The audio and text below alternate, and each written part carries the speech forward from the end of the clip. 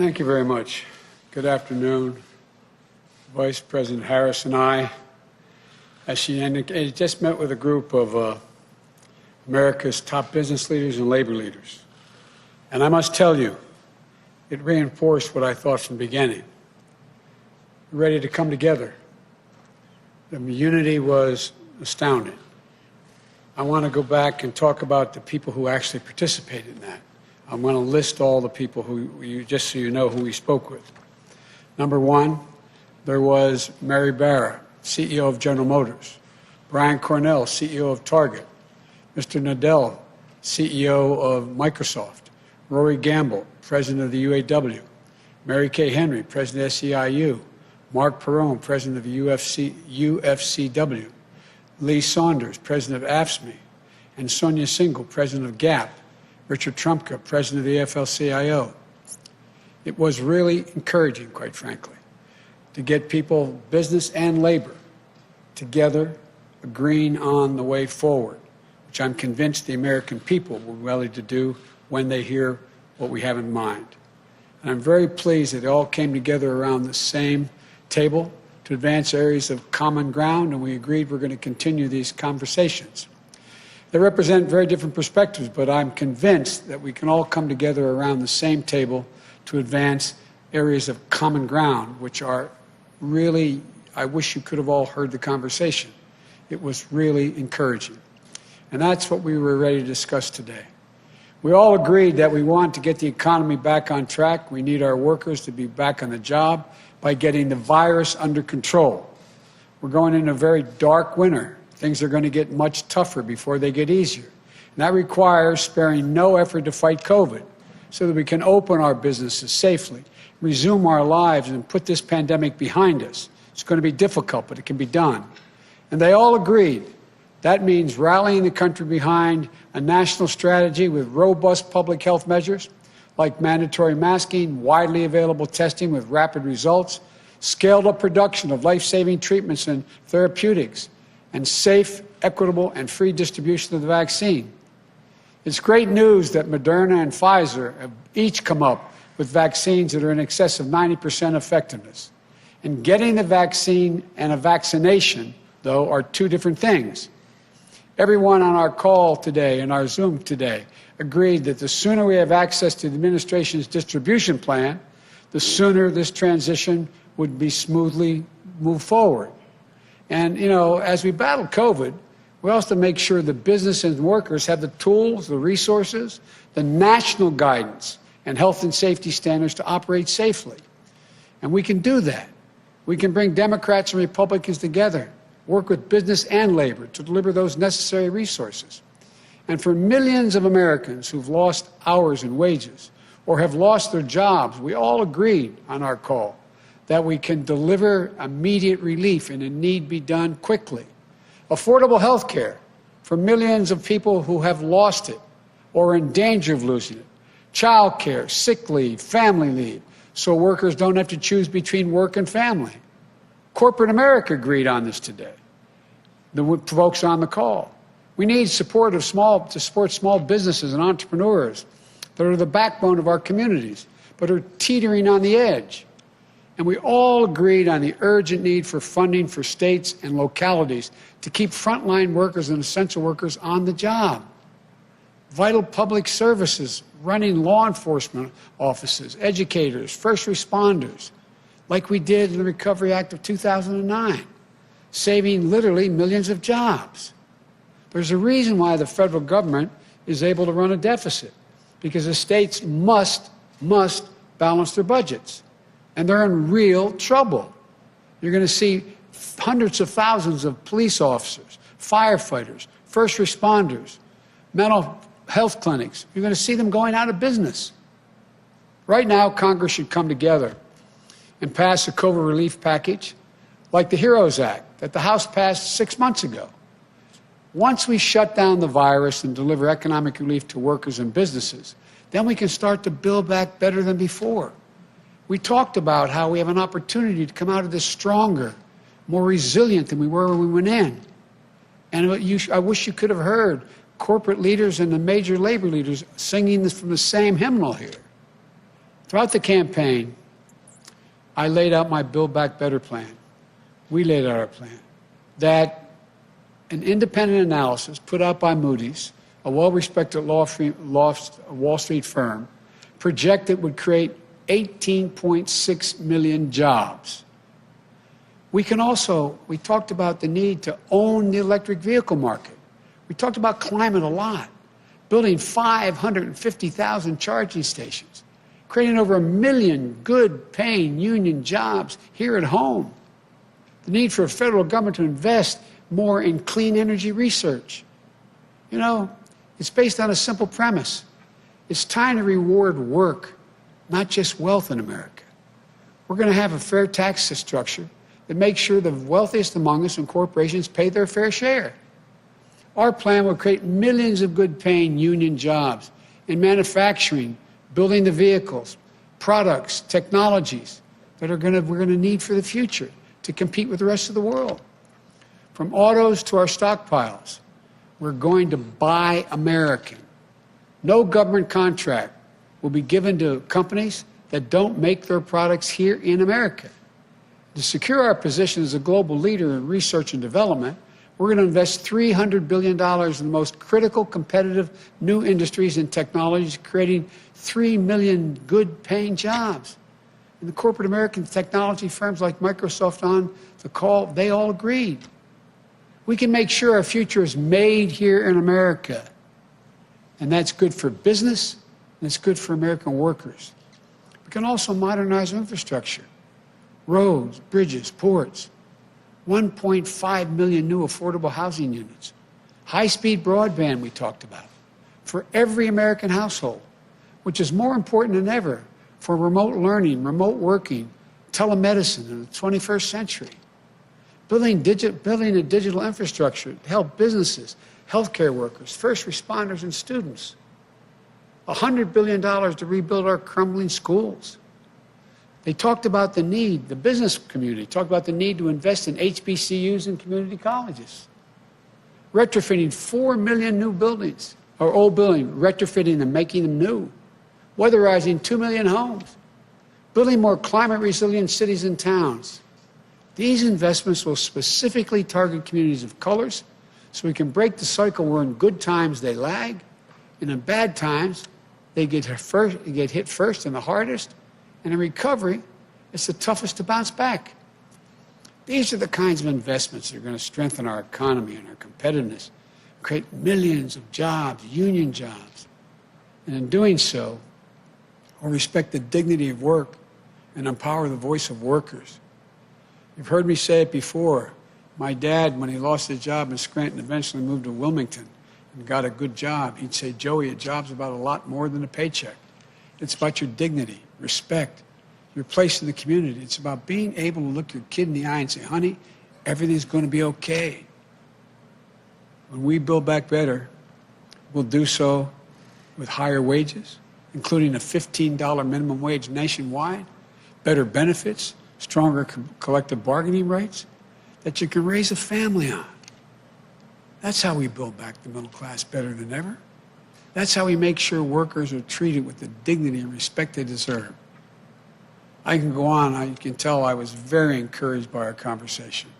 But the point is this. There's so much we can do. The only way we do any of this is if we work together. I know we can do this. For example, on the call, I made it clear to the corporate leaders. I said, I want you to know I'm a union guy. Unions are going to have increased power. They just nodded. They understand. It's not anti-business. It's about economic growth, creating good-paying jobs. 11 years ago, when Barack and I took office during the Great Recession and implemented the Recovery Act that saved us from another Great Depression, we didn't see a map in red and blue states. It was the United States of America. We didn't care whether the city had voted for us or against us. The state voted for us or against us. We worked with everyone, and we recovered and rebuilt together as one nation. We can do this again. The refusal of Democrats and Republicans to cooperate with one another is not due to some mysterious force beyond our control. It's a conscious decision. It's a choice that we make. If we can decide not to cooperate, then we can decide to cooperate. I believe this is in part the mandate from the American people, part of the mandate they gave us. They want us to cooperate. They want us to deliver results. And the choice that Kamala and I will make is that we're going to do that. That's why I'm so pleased today we were able to bring together business and labor leaders to make the choice jointly with us. We're all Americans. Now let's get to work. As I've said many times, thank you, may God bless you, and may God protect our troops. I understand now I'm going to take some questions. Megan, fire away.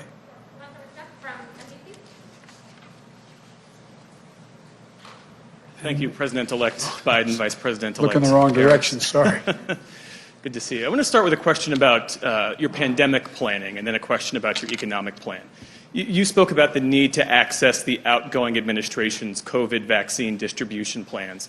What do you see as the biggest threat to your transition right now, given President Trump's unprecedented attempt to obstruct and delay a smooth transfer of power? More people may die if we don't coordinate. Look, as my Chief of Staff, Ron Klain, would say, who handled Ebola, a vaccine is important. It's of little use until you're vaccinated. So how do we get the vaccine?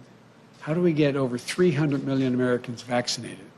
What's the game plan? It's a huge, huge, huge undertaking to get it done, prioritize those greatest in need, and working our way through it, and also cooperate with the World Health Organization and the rest of the world in dealing with this. And so they say they have this warp speed program that not only dealt with getting vaccines, but also how to distribute this. If we have to wait until January 20th to start that planning, it puts us behind over a month, month and a half.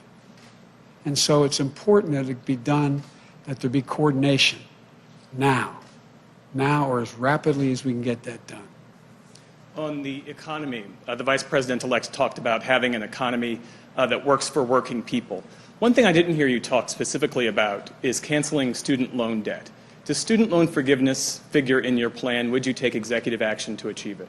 It does figure in my plan. I've laid out in detail. For example, the legislation passed by the Democratic House calls for immediate $10,000 forgiveness of student loans. It's holding people up. They're in real trouble. They're having to make choices between paying their student loan and paying their rent, those kinds of decisions. It should be done immediately. In addition to that, as you know, I think that everything from community college straight through to doubling Pell Grants to making sure that we have access, free education for anyone making under $125,000 for 4 years of college. And there is a program that exists now under the law that forgives student loans for being able to engaging in public service. I'm going to institute that fundamental change in that so it's able to be available to everyone that in fact is engaged. It's not being very well managed right now. So I'm going to do all of those things. Thank you.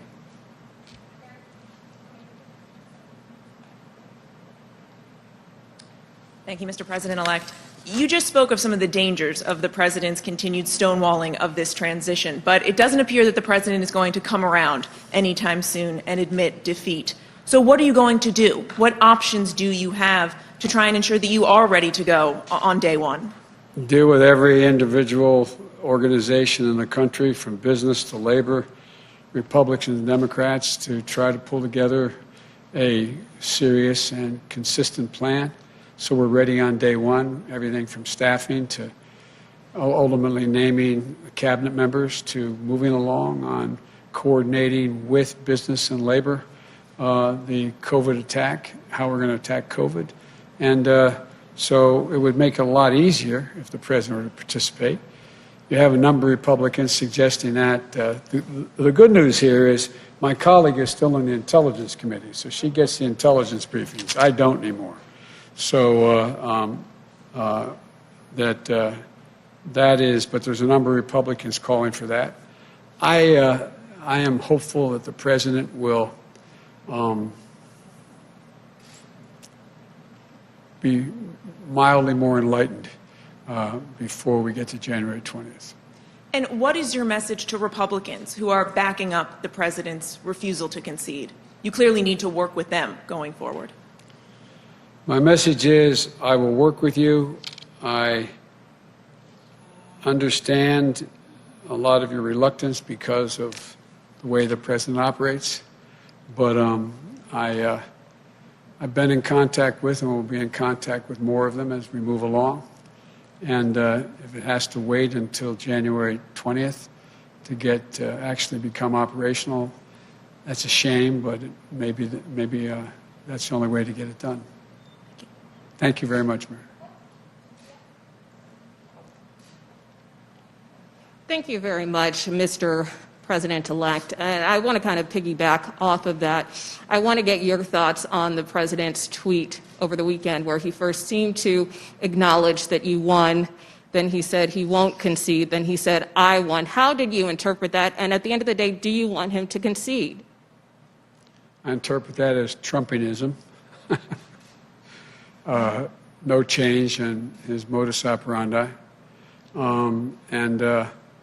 I think the pressure will continue to build. Look, I'm having a lot of meetings with world leaders on the telephone. I cannot get into negotiating with them about things that are going to be done, but they're calling with some degree of enthusiasm.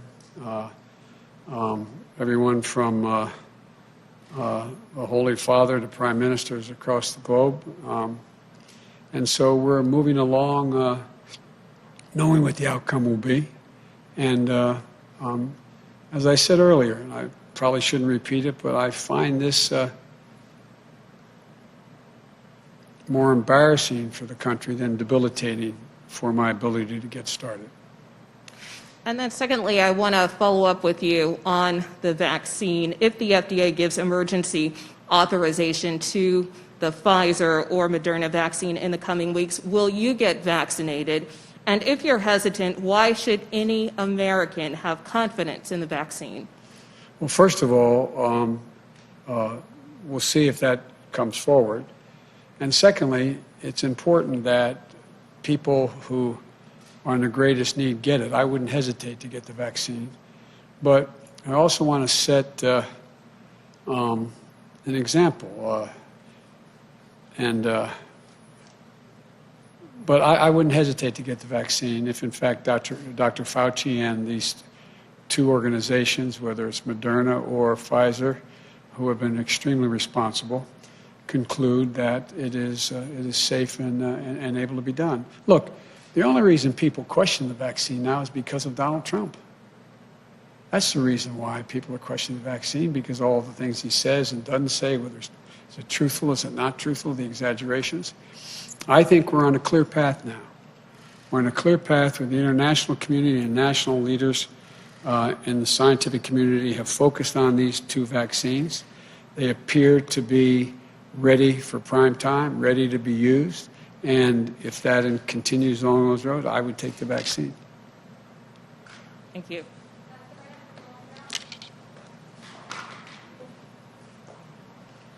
Thank you, Mr. President-elect. You have been urging the American public to continue practicing social distancing and wearing a mask, but with cases skyrocketing across the country, do you think that more governors should be closing non-essential businesses and reinstating stay-at-home orders?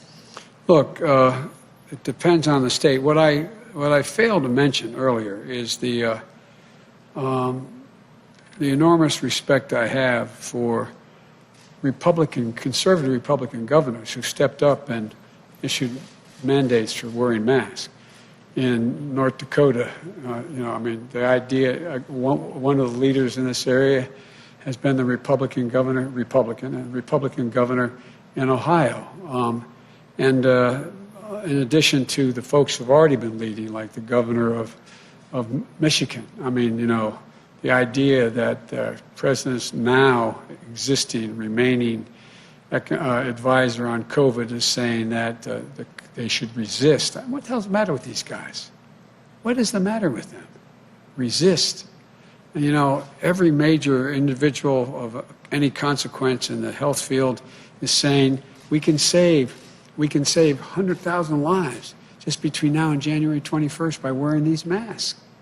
It's going to take a while for the vaccine to be able to be available, distributed, and get to people.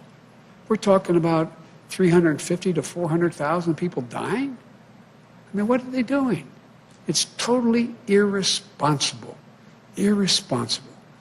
And so I compliment the governors who stepped forward, who have been stepping forward, but also the Republican governors who stepped forward.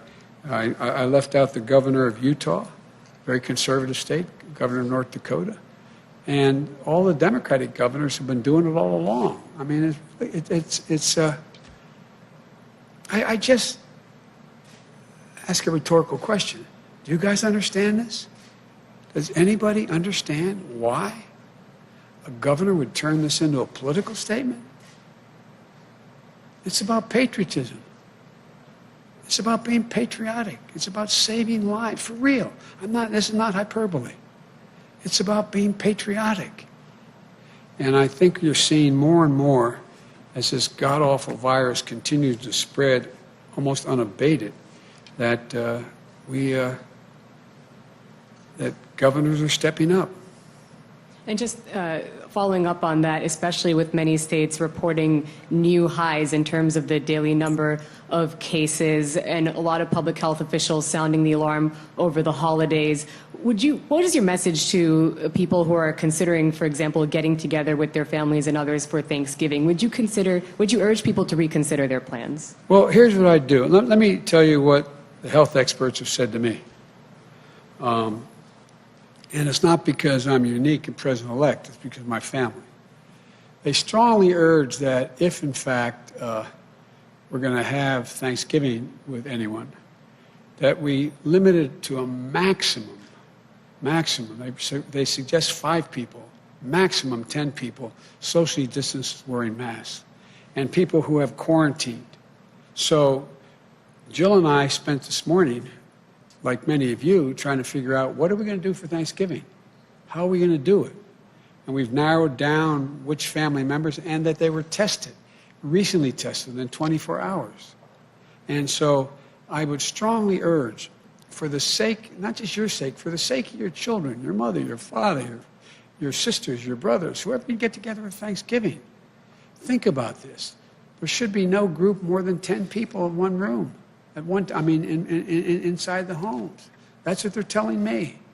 They're telling me, they're making sure that that's the case. And I have the more potent mask behind this one. I took it off when I came out here. I wear it inside this, that you be masked. It saves lives. And so, look, I just want to make sure that we're able to be together next Thanksgiving. Next Christmas. I mean, it is an international crisis. It's an international health crisis. And the idea, we're at war with the virus. And we're at war, for real. And all kidding aside, I hope all of you, I've watched you all seem to wear masks all the time when you're, and the group that follows me, that is assigned to Delaware with me, seem to do that. I strongly urge you to do it. There's nothing macho about not wearing a mask. Thank you.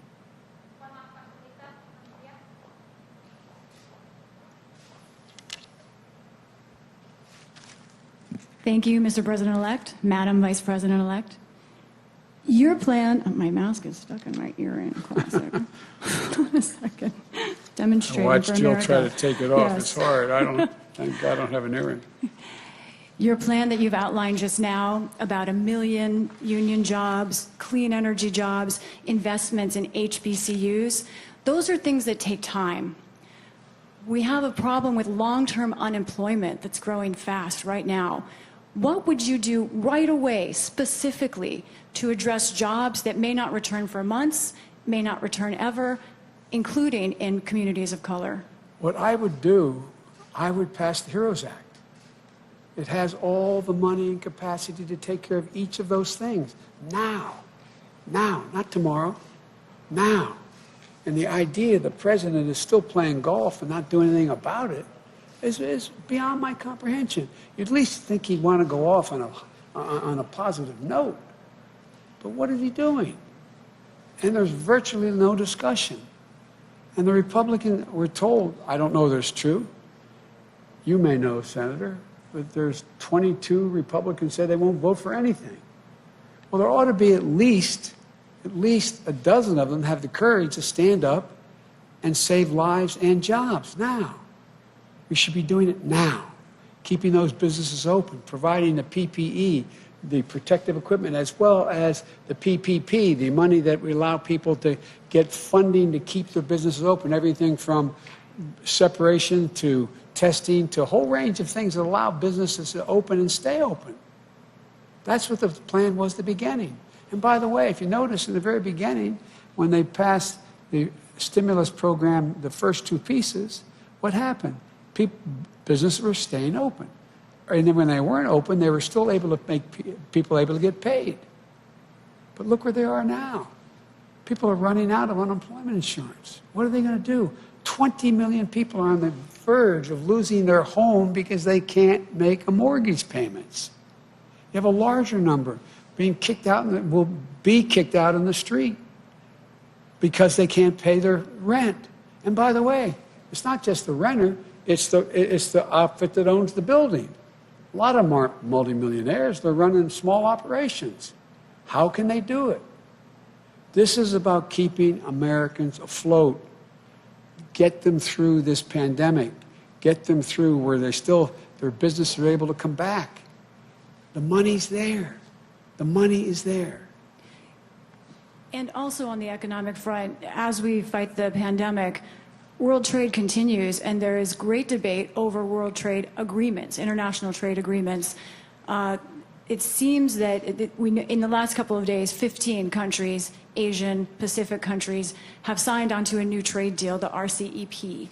Should the United States consider joining that trade agreement? I've talked with a number of these world leaders, and I told them, under the law, I'm not able to begin to discuss with them. There's only one president at a time as to who can say what our policy will be.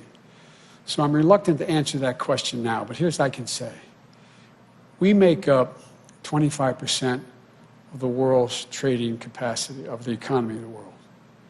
We need to be aligned with the other democracies, another 25% or more, so that we can set the rules of the road instead of having China and others dictate outcomes because they are the only game in town. And so, but what I'm insisting on, and what I've been asked by world leaders as to what I would do, without getting into detail, I've said, but I want you to know that there are three things that are going to happen if I'm elected. One, we're going to invest in American workers to make them more competitive.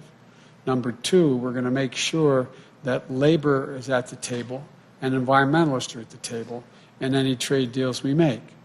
And I'm not looking for punitive trade. The idea that we are poking our finger in the eyes of our friends and embracing autocrats makes no sense to me.